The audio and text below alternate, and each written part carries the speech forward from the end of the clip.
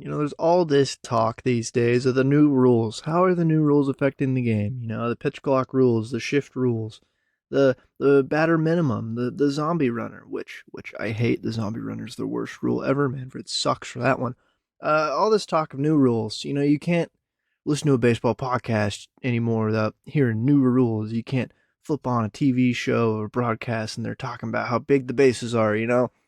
Manfred has yet to implement the rule that I really want to see. Um, I'll liken the rule to a golden snitch in Quidditch in the Harry Potter universe. There should be a little tiny little bucket or like a little hole or a little, I don't know, something in like dead center field in every stadium. And if you hit a home run through that, the game should just be over and you should win. Uh, how that wouldn't almost never happen. Like you put it out there and you make it slightly bigger than the baseball, like a skee ball type hole where it's just big enough for the baseball to get in, but it has to kind of get in perfectly or almost perfectly to even go into the hole. If you slap that in center field in every ballpark, so let's say, I don't know, let's say it's 400 and let's give it 420 to 430 feet ish. There's just this little place in center field where the ball can go in and the game's over. Now that is a rule. Now that is excitement. Imagine you're down 10, you're down 10 runs in the bottom of the ninth. It's 10-0. And you crank one to dead center right in the hole. Game over. You win. Like, come on, that'd be fun. That'd be fun. Well, Manfred hates fun, is all I'm hearing when he's not implementing rules like that. What about a metal bat home run derby, Rob? Ever thought of that one? Just go put dudes. I would recommend not having fans in the stadium or even just doing it not in a stadium. But if you're going to do it at any stadium, it should be Coors. But theoretically, a metal bat home run derby, maybe you go to the ocean. Like I want to say they're in the Bahamas or Puerto Rico. They do a home run derby down there in summer ball into the ocean. Do that with metal bats and measure. Just see how far like Giancarlo Stanton can hit a baseball with a metal bat. And I think it'd be pretty far and they'd hit it pretty hard. Manfred just hates fun. He doesn't want to implement fun rules. The rules are all just whatever. But anyways, welcome back to the Chaos Ball Podcast. Thanks for tuning in. Another not groundbreakingly statistic heavy podcast here. Just what's been going on the past week? What have the Mariners been doing? What's been going on in the MLB? But first, we got to get the Chaos Moment of the Week and the Baseball Reference Player of the Week. And so I'm just going to jump right into it, even though I already jumped into things with a cold open again, throwing that at you. But there's a certain player, there's a certain type of player I look for on Baseball Reference, and it's players that played in the 1800s and have silly little names, which there are a lot of them. Last week's, if you do recall, it was Butts Wagner, who he didn't play. I don't think he played in the 1800s. Honus Wagner's older brother. We discussed Butts Wagner. This player this week, there's a little bit more career there. He was a little bit more of a baseball player than Butts was. And this man's name is Charles Gardner Radbourn, better known as Old Hoss Radbourn. I'll say that again. Old Hoss Radbourn. And if you go look this guy up on Baseball Reference, and I'll probably put this out, a picture of him on Twitter after this episode drops, he looks like a guy who'd be called Old Hoss Radbourn. I don't know how else to describe it. Look at his Baseball Reference photo and tell me that isn't Old Hoss Radbourn. Like, he embodies everything Old Hoss Radbourn stands for. Old Hoss Radbourn, he only played for a decade. He played a decade. He played from 1880 to like 1891-ish. And he's in the Hall of Fame. He has 75 career WAR. He won the pitching Triple Crown. Oh, he's a pitcher, by the way. He won the pitching Triple Crown at one point. A very decorated career pre 1900. I mean, there's a lot of these guys who are in the Hall of Fame who played in pre 1900 who nobody has no idea who they are. But old Hoss Radbourn, he's from New York. He made his MLB debut for the Buffalo Bisons. He went on to then play after the Buffalo Bisons for a year to the Providence Grays and the Boston Beaneaters. But the Providence Grays is where that was his prime. His prime for 4 years or five years was on the Providence Grays, and then he made his way to the Boston Beaneaters, Boston Reds, since then Cincinnati Reds to end his career. Quite a bit of career highlights for this guy, but really, what's exciting about him is the off the field stuff I would love to talk about after this. So let's just go through some of the career highlights. He won the pitching triple crown. He pitched a no hitter on July 25th, 1883. He was inducted into Hall of Fame in 1939 by the Veterans Committee. His best pro season was on the Providence Grays in 1884. He went. You ready for this one? He started 73 baseball games that year. He went 60-12. So one no decision in there. 60 wins is still the record for most wins by a pitcher in a single season, and that will absolutely never be broken. Guys don't even start more than 30 games these days, you know? He went 60-12 that year with a 1.38 ERA and 441 strikeouts with a 205 ERA plus. And before you hear me tell you how many innings he pitched this year with 73 starts, just guess. Put a number in your head real quick. He pitched 678 and 2/3 innings this season. Went 60-12. Absolutely dominant. An absolutely dominant pitcher. But really, let's get into why old Hoss Radbourn is more than just a pitcher. First of all, again, his name was Old Hoss Radbourn. Like, I would never want to walk up to the plate and see, oh man, Old Hoss is up there for the Providence. He was probably Providence's only pitcher. I mean, he threw 73 starts. So after his illustrious career, he gets inducted in the Hall of Fame in 1939, which posthumously, of course, because Old Hoss only lived to the age of 42 and died in 1897. But Old Hoss, he's responsible for not only the record in wins in a single season in baseball, right? He actually, apparently, is known for being the first person photographed gesturing the middle finger. And if you look this up or go to his Wikipedia page, in 1886, an image captured of him, quote, flipping off a member of the New York Giants in a team photo. Look up this freaking photo. It is hilarious. He's got his hand on a player's shoulder in front of him, and he's staring right at the camera like Old Hoss always does with his great mustache.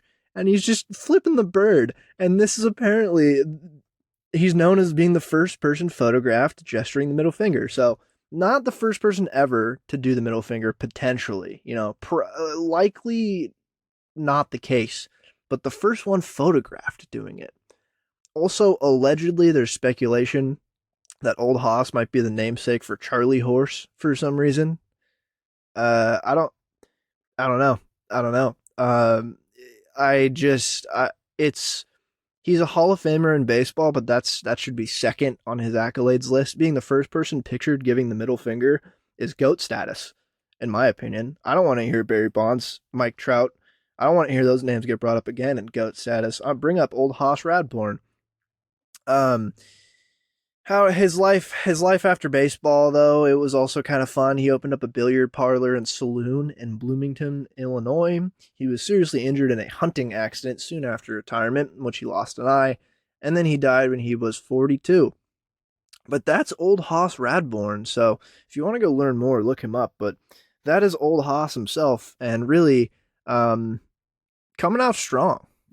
Coming out strong with that. Old Hoss Radbourn, Baseball Reference Player of the Week. Shout out to you, old Haas. I will always remember you as the greatest baseball player of all time. It shouldn't be called the Cy Young. It should be called the old Haas. My opinion. My opinion. But let's move on to the Chaos Ball moment of the week. This one is this one was pretty easy. There were quite a few chaotic moments in baseball this weekend, but the most chaotic is that Ronald Acuna stole second base. Literally stole second base. He gets a great jump. He gets in there in the base. He makes a head first slide, and then old base pops out, and he's just holding on to it. Um, uh, should there be a rule for this? Like, is this? No, I'm thinking. I didn't think about this at all prior. It's just popping in my brain now. One, it was a pretty chaotic moment. I mean, he ripped the base out of second base, literally stole it. You don't see that too often. But, um, automatic. It's not. It shouldn't be an automatic out. But what if I don't know? The base moves off. Like, are there rules in place if a base just pops out? Like he's still holding on to it, so technically, like, what if he just continued running? He runs all the way home with the base in his hands, and the catcher tags him way before he hits home plate. But the ump's like, well, I don't know, man. He was touching the base the whole time. Is it a loophole in the rules? I'm sure there's some addendum in the rules that say you can't pull a base out and run with it. But if there isn't a rule, players should do this more often. It's a free run hack, so that's what they should do. But that was the chaos moment of the week for baseball. There were other chaotic moments. There was like a weird Nabil Krismat pitch violation on like him and the batter for some. I don't know. The pitch clock violations are getting pretty funny with just how umpires handle them. But that is the moment I chose, just because it was chaotic enough but simple. And just Acuna stealing a base is just pretty funny to think about. And then him running to home with it is even funnier to think about, and I wish he had done that. Kind of upset that he didn't. But this is mostly, what did the Mariners do? What did the Mariners do this week? What I wrote down, and I take notes throughout the week of stuff to talk about. I'm a professional. I do not get paid to do this, but I'm a professional. I wrote down Julio for my Mariners recap of the week. I don't know, man. I think Julio's pretty good at baseball. Julio Rodriguez, I'm talking about, not to be mistaken with any other Mariners related Julio. But he's pretty good. I mean, he hit a dinger against Cleveland the other day. Oh, I am recording this very soon after the Sunday afternoon loss to Cleveland, but won the series overall. But he's been good. Looks good in the center. Stolen a couple bases. Hitting the ball really hard, doing everything he did last year from May on. Like I talked about, he was top, 10 player in baseball from May on. So he's looking like he didn't completely forget how to play baseball in the offseason, which is a good sign for a team that just re-signed him to a quite lucrative contract. But I also wrote down, if we want to go Mariners moment of the week, Luis Castillo, he's not the Mariners moment of the week himself, but oh man, he's amazing, isn't he? Isn't he just great? Hasn't given up a run yet. It's looked absolutely dominant. Everything we've wanted from him. Obviously, only 2 starts. Not running to assumptions or conclusions here, but like, come on, we know Luis Castillo's really good. And just watching him dominate is pretty awesome. I've talked about this ad nauseum, especially last episode. Just having him on the Mariners is what a treat. What a real treat. But he had a sick play against Hunter Renfroe, man. A hard ground ball bounced up the middle. Luis Castillo, no look behind the back. Wah! Got him out of first. He Hunter Renfroe, because if you have forgotten somehow, it was a long time ago, it was last week, I talked about on this episode, and it made the rounds, obviously, on the internet and baseball, the ridiculous Hunter Renfroe no-look catch.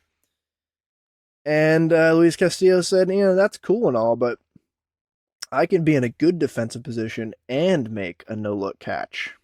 Can you say that, Hunter? And he can't. It was a pretty sweet play. Luis Castillo, really cool, very cool dude, certifiably very, very good pitcher. That's all I have to say about Luis Castillo. Again, I'm keeping it light. I'm keeping it light. I'm not. I'm thinking after April's over, I'll I'll delve into some preliminary statistical analysis for you on some of the players. But right now, surface level, very surface level. I'm enjoying watching the Mariners play baseball and Luis Castillo pitch. Logan Gilbert's splitter. He unveiled his splitter a little bit in his most recent start, and it looks pretty good. It looks like a viable pitch. It doesn't look like he's going to throw it too often. He got, I don't have the Savant page pulled up. I know he got at least one whiff on it, maybe two. But if he, oh my God, the splitter gives him like an unlimited ceiling. Like if we're just talking ceiling, like the very pinnacle of what Logan Gilbert could be with the splitter is a dominant Cy Young Award winner, because you have his breaking stuff that's come along. His fastball, again, he lives and dies by the fastball. You have his breaking stuff that has improved quite a bit since he first made his debut. His curveball is better, his slider, he's locating that better. The changeup, I don't know if he's going to use the changeup a whole lot now that he has a splitter, but similar to the splitter where he started working on it last year, didn't throw it a whole lot, but it looked, a different look from him when he threw the changeup. But now with the splitter and the fastball, oh baby, because now he lives fastball up in the zone, and for good reason. He's not throwing 99 miles an hour. He throws a hard fastball, but it's not the hardest. So he lives in the top of the zone.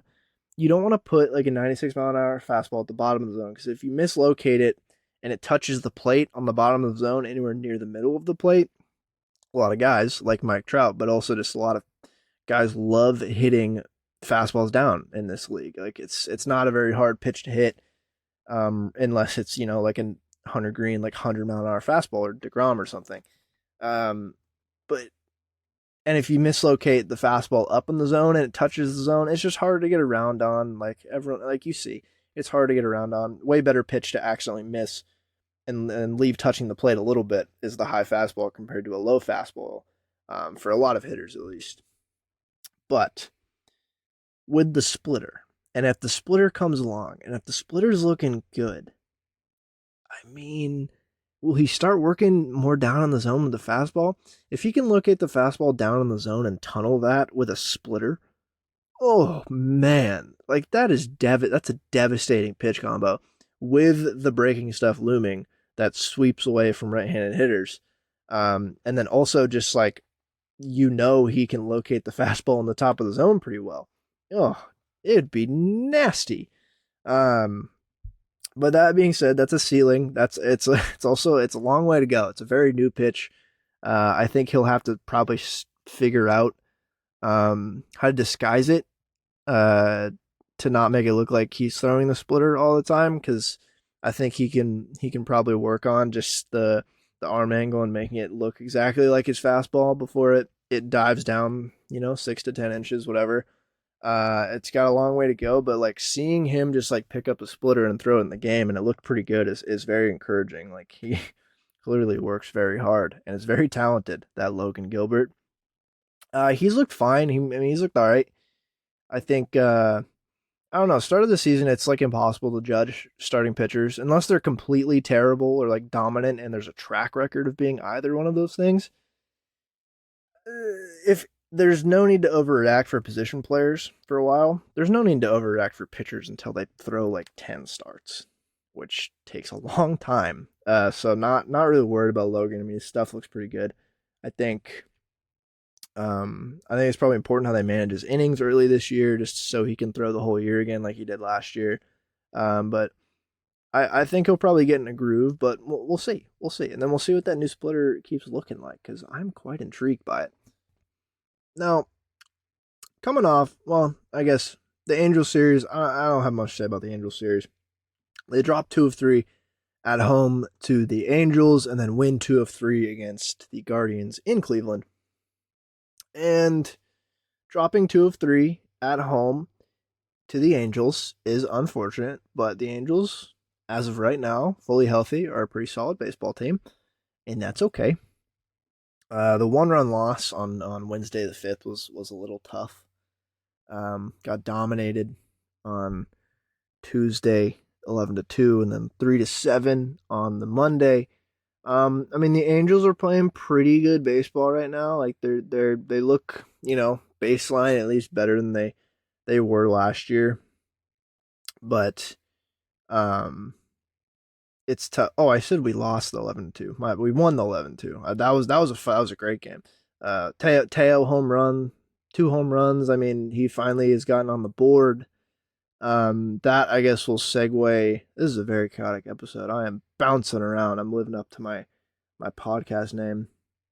But no, losing 2 of 3 to the Angels at home is never ideal, but it's okay. It's early. Like, uh, I think losing to a team that's the Angels' level of good, similar on par with how good the Mariners are, and whatever, it's fine. It's so early in the season.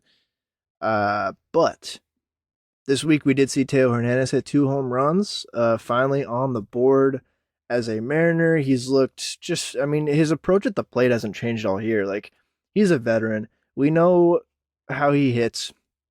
His aggressiveness, his approach, nothing has changed in the slump. Like, that's not, like, he's a professional. And he kept swinging at good pitches, and it's paid off. And he hit 2 pretty sizable home runs, too. Like, when he connects with the ball, it absolutely jumps off his bat, and it's pretty awesome to see. But that was very encouraging this week from Teoscar Hernandez. He had a tough defensive play today in right field that would have won them the game. Hey, it was a difficult play. All right, listen, he makes the play, and the Mariners win the ball game and have the tiebreaker for a wild card spot potentially later in the year against the Guardians. It's tough that he dropped it. It was a tough one. I think it's even tougher on the coaching staff to not just throw Sam Haggerty out there in right field instead of Teo. Because Teo, I mean, he's played pretty solid defense, but like I'll rather have Haggerty out there if I'm being quite honest, like just as a defensive replacement. But you win some, you lose some. That was a tough game to lose. What else this week did we see? On the topic of hitters and new players, Colton Wong is getting a lot of hate online. I mean, it makes sense. He hasn't hit much. I think he has 2 hits in a Mariners uniform. He's looked a little frustrated at the plate, but similar to Teoscar, it doesn't look like his approach has really changed. He's still swinging at good pitches. Just hasn't quite got, like, just simply hasn't been good. Just hasn't gotten going. Still not super worried about him. I think he's still an upgrade for Adam Frazier. I don't care what anyone says, and I'm not worried. I mean, we're week 2 here. It's fine. He's just in a big slump. He's looked a little frustrated at the plate, missing some of these pitches, but like today looked better. He had a hit today, he had a sac fly today. He connected with. He'll be fine. And then Jarred Kelenic, man, what a good start to the year for JK. He has looked just better at the plate recently. A good start to the year for him, especially just for his confidence. I say to not overreact as a fan to what guys are doing right now. It's hard to not overreact with Jarred Kelenic just because there's so much hinging on this season for him personally. But confidence levels, at least for him, coming out of the gate a couple weeks in and not hitting below 100, in fact, hitting around 300. Great for his confidence. He's made a great play in the outfield today and has looked solid out there, has been aggressive on the base path. Swing looks good. Really the hugest, I don't think that's a word, is it? The biggest difference is just the approach, man. The biggest difference has been the approach at the plate. He just looks, I tweeted it during the game today, he just looks like a major league hitter. He is laying off bad pitches. He's putting good swings on pitches in the zone. He's toughing out at bats. He's like fouling pitches off, and then he's waiting for the pitch to swing at. And whether or not he gets a hit or not, the process is looking so much better. It's crazy. Like watching him hit, it's not like watching a little lamb prospect try to put something together at the major league level, like at least the past couple of years have, where it's like, oh man, it's just like you can spike a couple curveballs in the dirt and he'll get frustrated after swinging on one of them and probably end up striking out in the at bat. But this year, he's laying off good pitches. He's swinging at good pitches. He looks calm up there.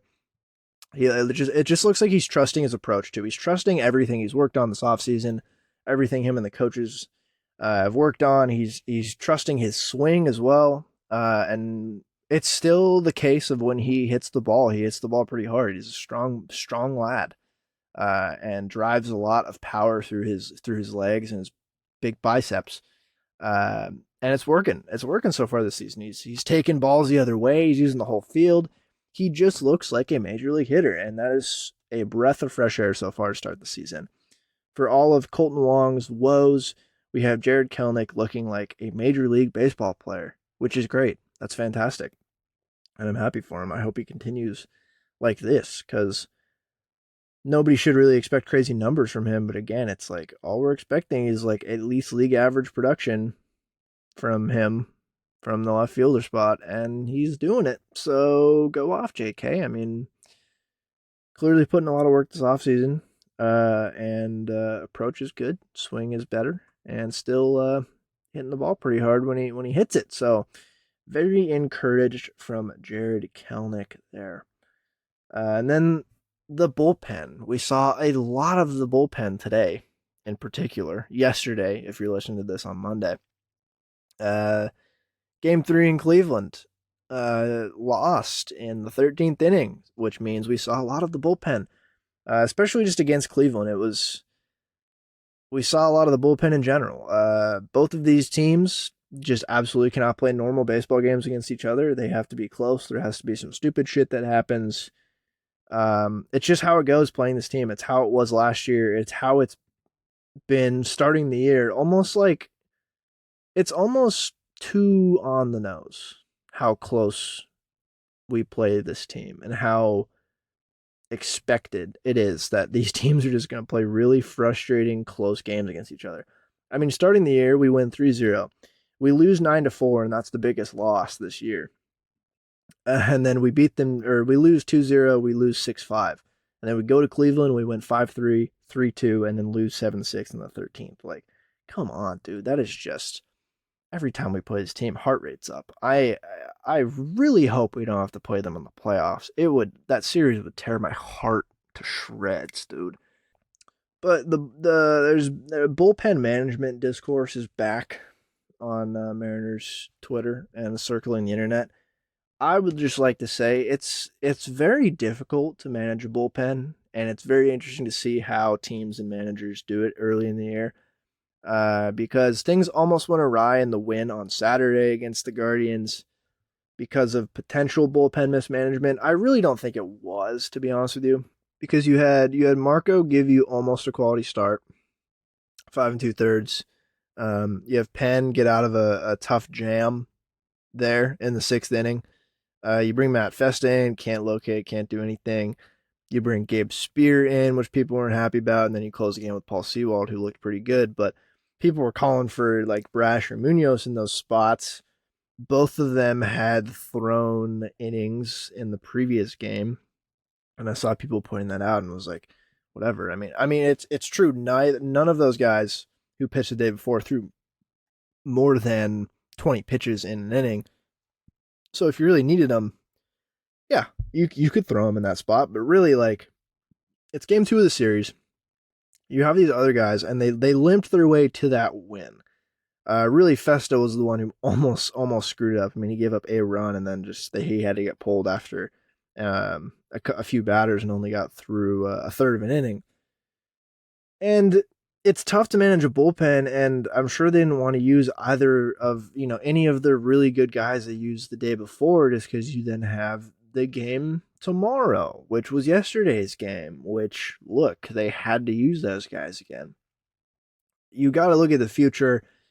you gotta just weigh your options. It's all about opportunity cost when you're throwing a bullpen out there because you want to use the least amount of guys possible to win the game. You want to make sure you don't overwork guys, especially earlier in the season. In a case like this where you're winning late, you want to hold on to the lead, but you also want to have some good arms for late in the game tomorrow because you know you'll play a close game against this team again. I don't know, man. People are very critical of Scott's bullpen management. I think it could be better, but I also think every manager's could be better.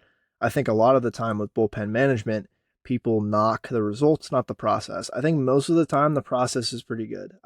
Most of the time, I trust major league teams and their process of managing their bullpen is solid, especially with a team like the Mariners who've proven that they both A, have a good bullpen and have developed good bullpen arms, and B, know how to manage the bullpen because their bullpen wouldn't be nearly as good if they weren't managing the guy's innings, workload, like matchups, what have you. So I would generally trust the teams and their management. I do think it's more just like it's a reliever. Like they don't get much of a sample. You don't a guy comes in for one inning gives up the lead and he faces five batters, gives up the lead late, and he might be lights out the rest of the month, but people will remember that one when he blew that game, and his ERA will reflect it because they don't throw that many innings. Being a reliever is pretty tough. You're under a lot of scrutiny, and I don't frankly think a lot of the guys deserve it. Now, Festa clearly was not good in that game. Could not. He in a couple of his appearances this year, while few, just didn't look like he could locate his pitches. His slider didn't look as good as elite as it was towards the end of the year. Last year, he couldn't really put it anywhere he wanted to. He has been optioned to Tacoma as well, which I think we kind of all expected. I feel like there's not really a bad reason to do that. Like send him down there, get him right. You have other arms that I would like to talk about actually. Um, Evan White was recalled in this as well, and then Andres Munoz is placed on the 15-day IL with deltoid strain. So now we're going to see a little bit more of Justin Topa, JB Bukowskis, who blew the save earlier in the game. Didn't blow the game, though. I don't know. The bullpen will be fine. But what I've seen from the other bullpen arms, it's tough. Moonrise is on the IL this early in the season. Deltoid strain, discomfort. It looks not like precautionary. It seems like he needs a rest, but 15 days will probably be more than enough to get him 100% coming off the IL, which is, it's fine. It's whatever. I think JB Bukowskis will stay on the team. They're right now, especially with Munoz on the DL and Festa optioned, because although he might be on a short leash now, you could tell in the game today, Sunday, you could tell his stuff was there. You could tell he has reliever type stuff. He just struggled a little bit. He left some of the pitches over the plate, a little bit of command issues. I think he will be fine, to be honest. We're not going to ask him to do super high leverage stuff like that in the past. Plus, the guy has not thrown him, in Major League Baseball because of injury in not quite 2 years, but like 21 months, I think, 20 months. And they stick him in a super high leverage, extra innings save situation against the lineup like Cleveland, and he blows it, but ends up getting out of the inning. And you could tell there was flashes. It's like, oh no, some of those pitches look nasty, but then also you gave up, you gave up the lead, you gave up a couple runs. It happens. I think we'll see more of him. I think he's going to be one of those guys like potentially Festa who will jump back and forth from Tacoma to Seattle based on a need basis this year. You can see why he's in the bullpen. You can see why they picked him up. I mean, the stuff is there. So we'll see. It's just one outing. He hasn't pitched in 20 months. He got thrust into a uber high leverage situation. Let's pump the brakes on him being terrible. Let's see in his next few outings what he gives us. And then another Mariners debut today was Justin Topa. Justin Topa looked good. His stuff similar to Bukowskis, and I was not aware that Justin Topa had this shit inside of him, but filthy. He's got filthy stuff. A lot of movement on that sinker. I think he seems like he's going to be a good piece in that bullpen, and he pitched fine today in another high leverage spot as a debutant, but looks like a good bullpen arm. Got him from the Brewers in the Colton Wong trade, and he looks like he is going to be just a solid innings thrower out of the bullpen with filthy stuff. So another one to keep an eye on in his next few outings to see what else we can see from him early in the year. But going forward, I think he looks like a solid contributor out there. Him and Trevor got both the new bullpen arms in Los Bomberos, as they like to call them out there. Both looked pretty good. So I think the bullpen depth is definitely there this year. Because even with Munoz out, you still have high leverage guys with Seawald and Brash and even Diego Castillo to an extent. And then, yeah, like Topa looked good today. Will he look good tomorrow? Who knows? But I think the bullpen depth is fine. But it was encouraging to see a new bullpen arm like Topa come out and start firing just kind of filth, man. It was filthy. Matt Brash still filthy. We knew. We trust him. Still very filthy for Matt Brash. He did blow the save today, but also part of that was a potential defensive miscue that I talked about with Teoscar Hernandez earlier. But that was my bullpen notes. Really, it was what did we see from Topa and JB Bukowskis today specifically, just because they made their debuts today in a tough loss. But the bullpen will be fine. Again, the bullpen depth is there. I think they have plenty of decent arms in Tacoma right now, even with more guys potentially hitting the IL. I think they'll be fine. They'll be all right. But we can move on to other MLB stuff. The Mariners, besides Munoz on the IL, to wrap up Mariners stuff, Evan White recalled, so we'll see Evan White up in Seattle Mariners uniform yet again. I didn't even mention this on last week's episode because it happened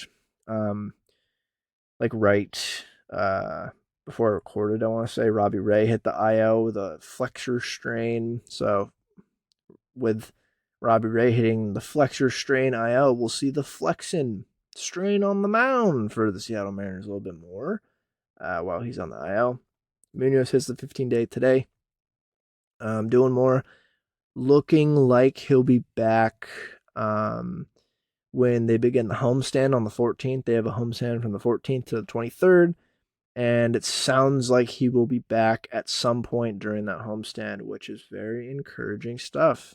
That potentially means less Cooper Hummel / Tommy La Stella getting at bats / defensive reps. That'll be good for the defense too, because Dylan Moore plays a good outfield and middle infield. So happy to hopefully get Dylan Moore back. And the next week, in 2 weeks, sometime during the next homestand, which is good. Good stuff. That's it for the Mariners, though. I'm done with the Mariners. They go to Chicago starting tomorrow, 3-game set, then have an off day, then come home for that homestand. But what's going on in the MLB? I don't have much stuff really to say. In terms of, I'll talk about the pitch clock. Obligatory couple-minute pitch clock discussion. Multiple broadcasts I've noticed have gone to, like, when an inning ends, the broadcast little whatever scoreboard goes to like middle, seventh or end seventh after they get an out to end the inning or something, right? I've seen multiple broadcasts now going to the middle inning or end inning prematurely because it's happened multiple times where it's like a ground ball, not necessarily routine, but like the ball beats the guy to first, but the first baseman doesn't make the pick, or the throw's bad and it's an error. But the whoever is operating the scoreboard on the screen goes to the middle or inning or the end of the inning, and goes to basically wrap up the inning from a broadcast perspective, even though there was an error and now the inning will continue. clearly in an effort to get ads in like as soon as they possibly can because of the increased like pace of play. So there's not less commercial breaks, but there's less time for commercials, right? So seeing multiple broadcasts have to handle that and note like it's pretty noticeable when it changes to middle of an inning because they also sometimes there's things in the top right or top left hand corner that tell you what channel you're on depending on where you're watching the game locally, right? And those disappear, and then it says middle sixth or end sixth, and it's like, oh nope, there is an error. The sixth is still continuing. I've seen that multiple times. I just want to say that here, which is pretty funny. Broadcast clearly still getting used to the pitch clock, and they're aggressively trying to fit in as many ads as they can with the new pace of play. I mean, they're fitting in ads mid at bat, mid after at bats now. Like a guy will strike out, they'll be like real quick, 30 seconds, and then by the time you get back, a pitch has been thrown or something. It's tough, but broadcast clearly are still getting used to the pitch clock, so that's something. A couple more things. The Tampa Bay Rays, they are 9-0. They look great. I mean, I was very high on the Rays coming into this year. In my preview of that division when I was talking about the Rays, I want to say I picked them to get second, but I wouldn't have been surprised if they won the division. I just think no one this year coming into the season was talking about the Rays at all, and that's bad. That's bad for baseball. When everyone has hype about how good the Rays are, like now, it feels like, oh, okay, I get it. It could happen. Now it's, a little bit more likely now that we've seen what they're doing, but like there was little talk about the Rays coming into this season from a major media perspective at least, right? And so it was panning out to be I think I said it in the preview, a Rays type year where they could just go and win it all after I haven't seen anyone pick them to win it all prior to the year. The talk of the American League was the Astros and the Yankees. And, the Rays are just there. The Rays are there and they're always lurking. And clearly, like I said in my preview of them, just being healthy is huge. Like this team was so hurt last year. And Glasnow's not even back, but their offense just being healthy. Like Wander played hurt all of last year. Ended up playing like 90 games, but was hurt for a good portion of the games he played too. So he just didn't look great. He looks fantastic starting the year. Brandon Lau, they got back, looks great too. And I think they needed a couple of their young hitters to actually start putting together decent stats and decent production, like Vidal Brujan, Taylor Walls, guys of that persuasion, like your Luke Rayleighs, who's been good to start the year. Because top down the lineup's really good, but they need like that extra kind of oomph, But fully healthy, this lineup is good. I mean, Brandon Lau is great. Wander Franco is great. Randy Rosarena is awesome. Luke Rayleigh's been great to start the year. Like Isaac Paredes, a guy who started the year really well. Another young guy in that category, Josh Lowe, as well. They needed like a couple of those younger guys who made their debuts within the last year or two start to finally like put together decent MLB seasons. And so far, it's looking like they're getting some good production out of those guys, which is huge. Like that propels this team to be how good we've seen them. And I think Passan tweeted it out today, but after their win today, they're the first team since 1884 with a run differential of more than 50 over their first 9 games. They broke some crazy record. Like they're the first team ever to win like 9 straight games to start the year by 4+ runs. It's crazy what they're doing right now. And yeah, obviously they're playing the Nationals, the A's, and the Tigers. And it's like those might be the 3 worst teams in the league. But those two things are not mutually exclusive. Like the Rays are playing insanely good MLB leading baseball right now and also have played probably the 3 worst teams in the league or 3 of the worst teams in the league. But they're 9-0 and have crushed those teams in that time. Their offense looks amazing. Their pitching staff is legit. Coming into the season, I'm pretty sure I said, and you can quote me, I'm not worried about their pitching or their bullpen because even if they have injuries, it's the Rays. They'll call up some like Jeff Springs, who they just re-signed this offseason. Before that, if you asked any casual fan who Jeffrey Springs was, most of them probably wouldn't know. But he's shaping up to be I don't know, Shane McClanahan type Rays pitcher, where it's like all of a sudden, oh man, this guy's really good. Who is this guy? Uh, but the offense is healthy to start the season, and if they can be healthier than they were last year, sky's the limit with this team. They've kicked the shit out of these basement dwelling teams, but again, that's what you're supposed to do if you're better than them. And we see in baseball all the time, like the best teams in the league lose a third of their games every year. The best teams always lose to the worst teams. It's baseball. That happens. Like you can't pretend, you can't say you watch baseball and know that like the winner, the favorite of every game, there's a good chance they lose that game to the worst team in the league. It just happens.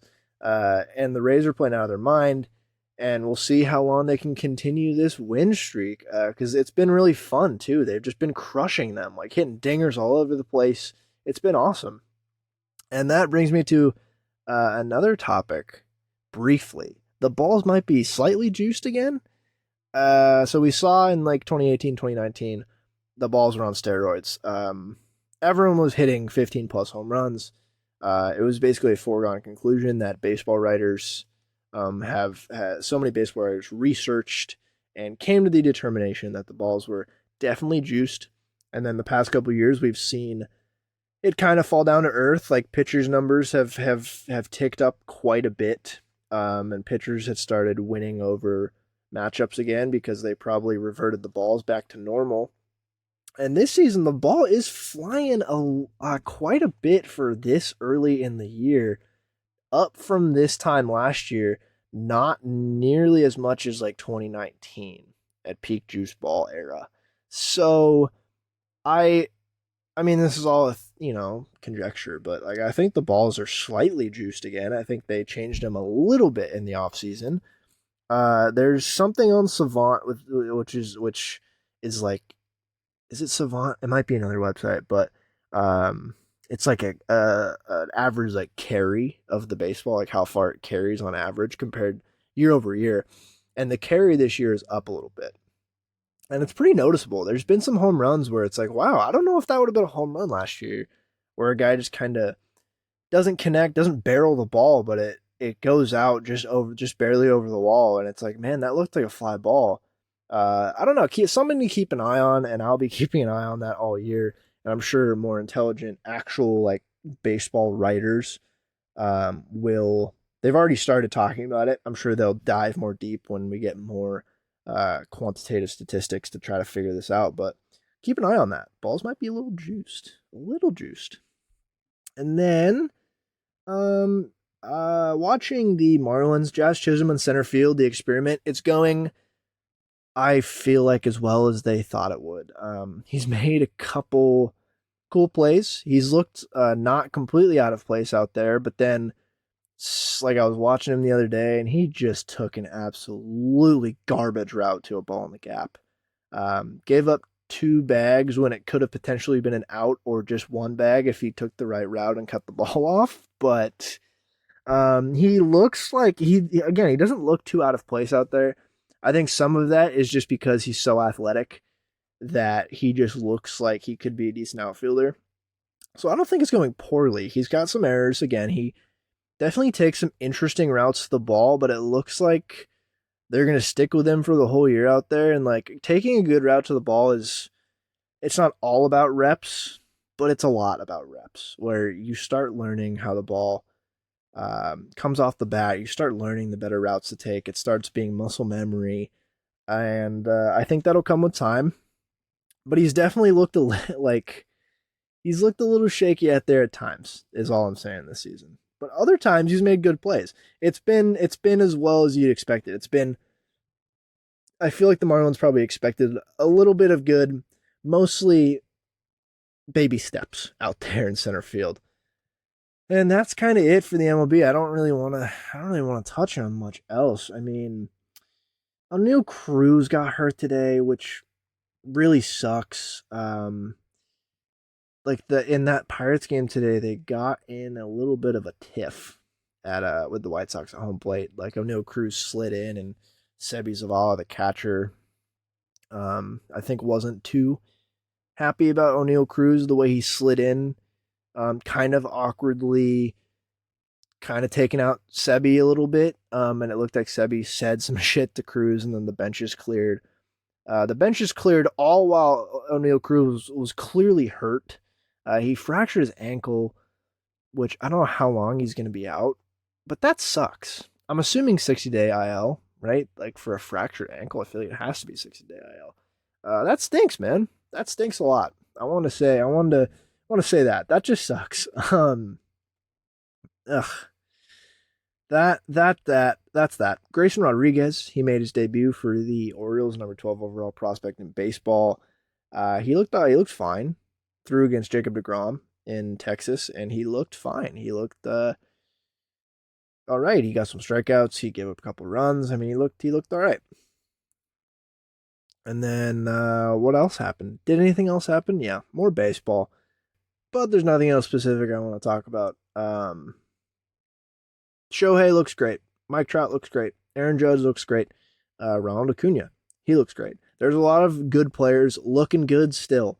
And before I sign off today, really, man, the Angels can't screw this up, right? I mean, they're having a great start to the year. Like as a team, they're fine, but Trout looks still fantastic. Shohei looks fantastic. Can they screw this up again? I feel like that is probably going to be the biggest storyline of the year is how can the Angels miss the playoffs again before they lose Shohei for good. But with that, I'll leave you to it. Thank you so much for listening. I appreciate it. Uh, let's keep the Mariners vibes going this week. Let's go to Chicago. Let's get a series victory. Let's go home for a long homestand and give the home fans a little bit more to cheer about than what we did in the first homestand. Come on. But thanks again for listening. I will see you later. I hope you have a good rest of the day, and go Mariners.